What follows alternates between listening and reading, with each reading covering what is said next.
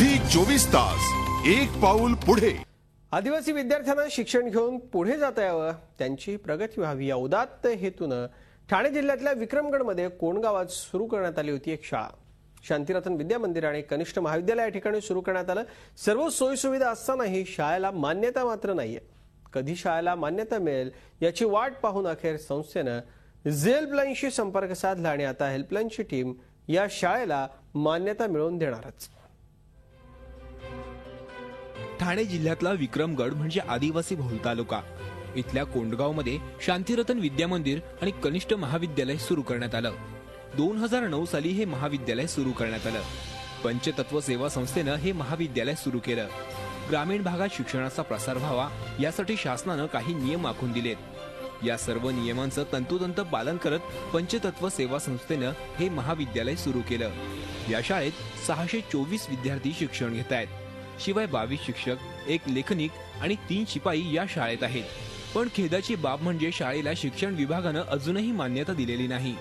4 acre जागेवर वसलेली ही शाळा, सर्व सोयी सुविधा विद्यार्थ्यांना या शाळेत देण्यात आल्यात। शाळेला मान्यता मिळावी यासाठी पंचतत्व सेवा संस्थेनं 2008 साली शिक्षण विभागाकडे प्रस्ताव पाठवला होता। जिल्हा परिषदेच्या शिक्षण विभागानं या शाळेची पाहणी केली, पण प्रस्ताव धूळ खात पडला। अखेर पंचतत्व संस्थेनं 2012 साली पुन्हा याचा पाठपुरावा केला, पण अजूनही प्रस्तावावर धुळीचे थरच चढतायत। ही शाळा संपूर्ण आदिवासी क्षेत्रात मोडते। इथे शिकणारे सर्व विद्यार्थी आदिवासी आहेत। परिसराच्या 4.5 किलोमीटर पर्यंत उच्च माध्यमिक शाळा नाही, 8 किलोमीटर पर्यंत माध्यमिक शाळा नाही। आदिवासी बहुल परिसरात विद्यार्थ्यांचं हे एकमेव शिक्षणाचं ठिकाण, तेही अतिशय जवळ। एवढ्या सर्व सुविधा असताना जर शाळेला मान्यता मिळत नसेल तर त्याची कारणंही कळायलाच हवीत।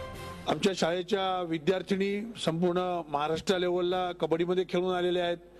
2 विद्यार्थिनींचं नॅशनलवरती आमची त्यांची निवड झालेली आहे। म्हणजे आम्ही शैक्षणिक दर्जा पण ठेवलेला आहे, तसंच खेळावर पण आम्ही लक्ष ठेवून आहोत। ही 100% आदिवासी परिक्षेत्रातली शाळा आहे आणि 100% आदिवासी मुलं शिकणारी ही शाळा आहे। तेव्हा हे अनुदानासहित या शाळेला या ठिकाणी हे मिळावं, मान्यता मिळावी। आम्ही सध्या शासन दरबारीच हे आमचे प्रयत्न चालू आहेत। वारंवार जिल्हा परिषदेला पत्र देणं, वारंवार शिक्षण संचालकांना आम्ही निवेदनं दिलेली आहेत। संस्थेचे सर्व प्रयत्न असफल ठरल्यानंतर त्यांनी संपर्क साधला झी हेल्पलाईनला।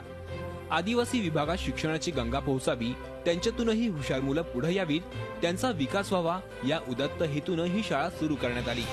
पण शिक्षण विभागाला जर या उदात्त हेतूशी काही देणं घेणं नसेल तर हेल्पलाईनची टीम आता त्यांना जागा करेल, कारण सवाल आदिवासी विद्यार्थ्यांच्या हक्काचा आहे। विक्रमगडहून हर्षद पाटीलसह bureau report, Zee media, Mumbai.